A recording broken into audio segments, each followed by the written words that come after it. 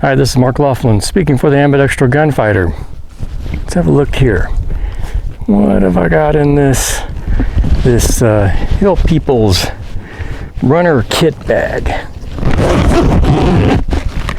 Looky there. It's my good old Browning Buckmark in my little do-it-yourself Kydex holster. So we have the Shield RMSc mounted on top. This is the one with the aluminum housing. That compares to its, I guess you might say its sibling, the Shield SMSc, which is the polymer body version, which I have here on my KelTec P17. I actually prefer the polymer for it's a little bit lighter weight, and on the KelTec P17, which is not really made to have an optic on it, that additional reduced weight allows this to work as long as I'm running Velocitor. Okay, but we're not here to talk about the P17. It's the Browning Buckmark. And like I said, this is the aluminum housing. I decided to put the aluminum housing one on the Buckmark because it's really no better as far as functionality. They both, the SMSc and RMSc, both have glass lenses, all the same internals and everything. This is just a little bit more elegant looking. So you got the cutouts there. Just looks a little bit better. And being that this is an aluminum Picatinny rail, bigger aluminum sight on an aluminum rail kind of makes sense. Now I am using the Shield's mount. This is an SMSc or RMSc mount to Picatinny. And what I really like about this mount is how slim it is. There's no big protruding thumb nuts on the side of it, like on my Burris Fastfire. The mount has that big giant nut sticking off the side, which was causing problems when I had it mounted on this pistol. Had that big nut sticking out there, and occasionally a piece of brass would deflect off of that and either onto my hand or back inside the pistol and cause a malfunction. So also, it's just for ambidextrous stuff, you like things to be clean both sides, and so I really like that mount. And that mount actually comes with several spacers, so you can space it up as high as you want, which on a pistol, of course, you're going to want it down as low as you can. But on like an AR or a KelTec RDB, a rifle or carbine, you might want to use those spacers to get it up to where you got the proper height to align with your eye. Now, a couple things to kind of compare with the Browning, Browning Buckmark. This is the only reciprocating part on it. So the sight is actually mounted on a non-reciprocating Picatinny rail. So it actually gets a pretty decent, it's, not shifting around a lot, so it should really do well there. Now compared to like on this P17, where it's actually mounted on a reciprocating part of the pistol, like most pistol RMRs are. Most of them are on a reciprocating part, the slide. And so anyway, the Browning is kind of unique in that regard with its optic mounted on a stationary piece of the pistol. Now what I would really like on this is, instead of using a Picatinny to SMSc adapter, I would rather that they actually, Browning offered a pistol that had the SMSc Cut already built into it, because I would like to get this optic down just a little bit lower and hopefully try to get it to work at a co-witness with the iron sights that are on it. That would be nice if you could get it down that low, and not going to be able to do that when you're doing an adapter from a Picatinny to SMSc. Now, something I kind of did today was I did the dual wielding of my P17 and my Browning Buckmark today, shooting the Action Target Dueling Tree. Dual wielding on a dueling tree.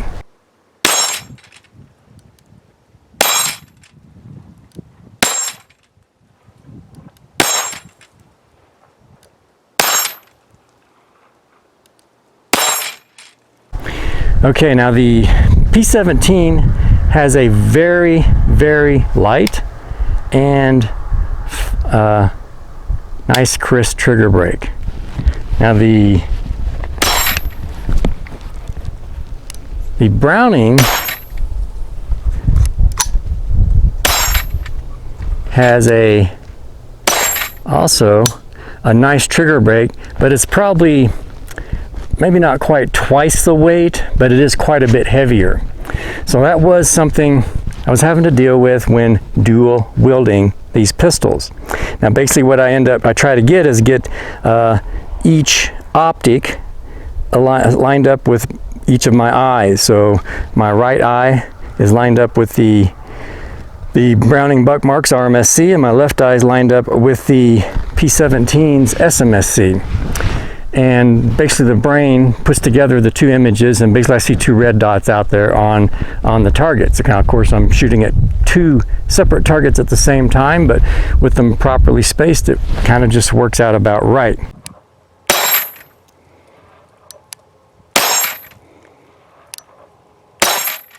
The other thing you had to deal with, besides the little heavier trigger on the Browning compared to the P17, is the heavier weight of the pistol itself. Actually, it actually kind of makes it easier in a way, because with the added weight, you know, poor pistol technique, which I'm full of, like if I do a dip, a heavier pistol is probably not going to move as much as a super light P17. If I do a dip on that, it's going to dip more. So there's the advantage of all that weight. Now that's not weight I would like to carry around, but it's not too bad when you mount it like in one of these runners, the Seal People's runner's kit chest bag, or if you have one of those chest holsters, you can mount that on your chest. Be in a convenient spot, kind of out of the way, and the weight's not like dragging on your belt, even though it is up on your upper body. Now this is kind of a heavy pistol. In fact, it's probably 2.5 times the weight of the P17.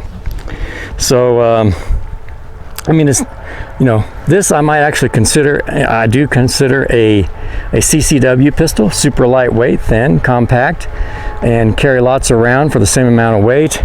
This I consider more of an in the field, like a hunting pistol.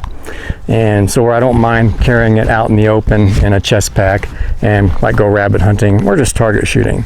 Now, doing this dual wielding stuff, I find it comes out, it's pretty easy for me to do, but I'm not sure. I think it has something to do with the fact that I've done all that ambidextrous stuff, all the ambidextral gunfighter training kind of stuff, where I basically have eliminated, no eye is dominant over the other, at least not in a way that you can detect with a simple test. So I think that allows, with both eyes open, for my brain to do the whole combining of the two images pretty easily. And so if you want to I suggest if you want to do the dual wielding of pistols, first go through my How to Become an Ambidextral Gunfighter training course. It's like, I don't know, 8 episodes, and they're all pretty short, and you can learn it in about 2 weeks. I'll have a link down in the description where you can check that out. Now the Buckmark has a pretty thick, almost roundish grip, and so it's not really, I don't consider ideal for unsighted point shooting. The grip width is 1 3/8 inches, and the length front to back is 1.96 inches, which results in a grip ratio of 1.44, which is the lowest. In my spreadsheet on Applegate grip index ratio, I'll have a link down in the description to that spreadsheet where you can check that out. So it's not ideal for point shooting, it does respond well to a two-handed hold, which is really what you're going to be doing with this pistol. You're not going to be like out, point shooting bunnies. You're going to definitely want to go to a two-handed hold to make that accurate shot to kill a bunny or small game. The Buckmark also has, it's kind of very subtle, and I hadn't actually noticed this until just recently. It has these little ears here on the back of the slide to provide some additional grip when working this line. Of course, it's a 22, so it's not hard to operate anyway, and those slight serrations are not bad, but these do provide a little bit of additional support. It kind of reminds me of the what they call charging ports on the H&K VP9, or I always called them ears because that's what, you know, most people call them ears, but that gives you a little extra something to charge this pistol. Now, what are some changes I would like to see to make this pistol better, at least from my perspective, or modernize it? One is get rid of this magazine disconnect system. Basically, the pistol is disabled, cannot be fired until that little button there is pushed. Now that little thing, that's just a bunch of extra weight that this pistol does not need. It needs to lose weight. And that's also just a little something extra to overcome when, you know, pressing your magazine into the mag well. And so, you know, basically, like I say, it just disables the firing, so it can't fire once you insert the magazine. Now to fire. It's, you know, ostensibly a safety feature, which I think would be fine for little kids and stuff, but any adult should be, if they're having firearms, ought to be familiar with enough with semi-automatic weapons to know that taking the magazine out does not necessarily mean the chamber is empty. So in this day and age, unless they make Browning Buckmark with little tiny grips for little kids, please get rid of the magazine disconnect. Now something, I mean, this is kind of pushing the limit, but like all pistols, I would prefer to have a paddle magazine release, like what the KelTec P17 has. These two little paddles here on the side of the trigger guard. You can press those down. It's fully ambidextrous, very well protected from accidental disengagement. You get hit on the side and it's not going to disengage your magazine.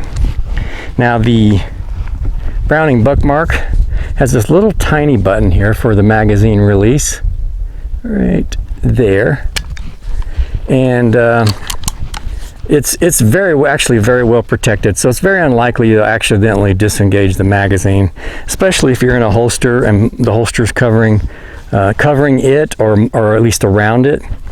But ambidextrous magazine release would be nice, and then also I would really like to see an ambidextrous safety switch.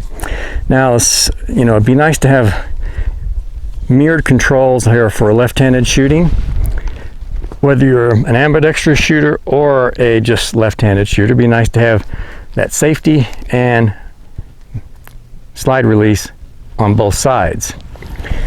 Now, I might give up the slide release, but I would really, really like to see an ambidextrous safety. Basically, there's no real clean way to operate the safety shooting this left-handed. I mean, you can try to reach with your index finger up here like that, but it's really affecting your grip on the pistol. I actually prefer to just come over at the top with my support hand and remove this, you know, work the safety on and off with my support hand when shooting left-handed.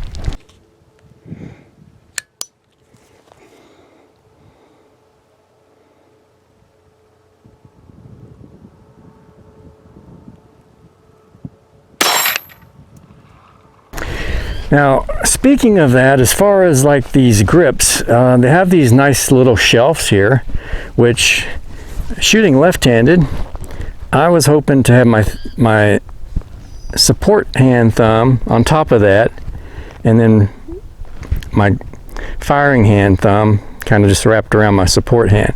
So a thumbs forward with my thumb here to get the thumbs forward part of it. Unfortunately, that bites. That slide will, if you have your thumb up there, will pinch every time it fires. So I have not worked out a real satisfactory grip on this. I really like that grip right there.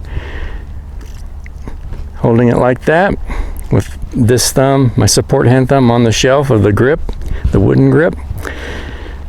But getting bit every so often is not cool. So, I mean, I could come in like that and then do something, but I'd really get my thumb way further forward here, up here in front of the trigger guard. Just gonna have to work out something.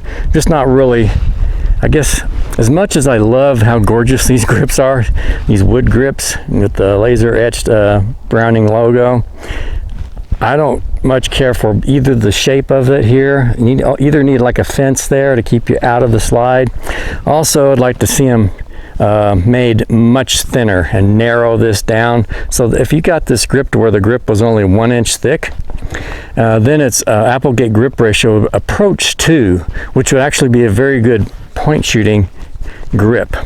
Basically, the reason you want a high grip ratio of around 2 is that allows you to pick up the pistol and without looking at the sights, immediately know which way the muzzle's pointing. Not just the fact that it's pointing away from you, but to know in pretty good precision, you know, like if this was a dowel rod, a mop handle, and you just closed your eyes and grabbed the grip, it'd be hard to tell which way it was pointed.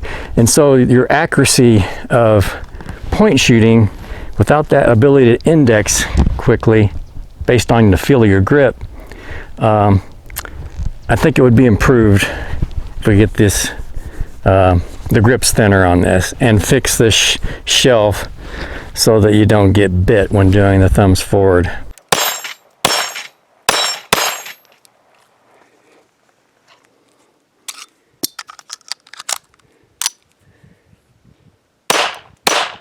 Now those are all, you know, I mean, I could probably solve the grip issue with aftermarket grips. Problem is these grips are just so freaking gorgeous.